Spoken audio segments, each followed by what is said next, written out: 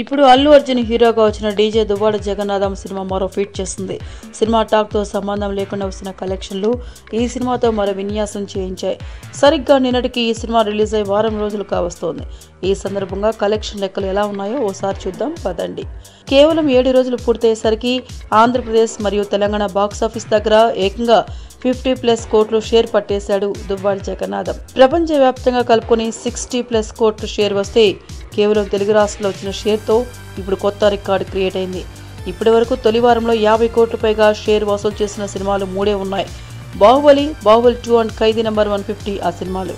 తొలి వారంలో బాహుబలి 2 సినిమాకు 117+ కోట్లు వస్తే బాహుబలి సినిమాకు 61+ కోట్లు, ఖైదీ నంబర్ 150కి 56+ కోట్లు.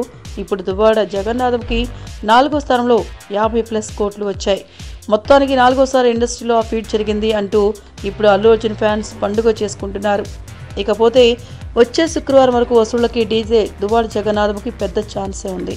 కాకపోతే పెరిగిన టికెట్ రేట్, నిదానంగా తగ్గిపోతున్న ఆక్యుపెన్సీ కారణంతో ఇప్పుడు డీజే ఎంతవరకు బండి లాగుతాడు అనేదే ప్రశ్నార్థకం. మొత్తంగా 80 కోట్ల షేర్ వస్తేనే డిస్ట్రిబ్యూటర్లు అందరూ హ్యాపీగా ఉంటారు అనేది ప్రీ రిలీజ్ బిజినెస్ ద్వారా చూస్తే మనకు తెలుస్తున్న విషయమే. ఏంటండి వీడియో నచ్చిందా?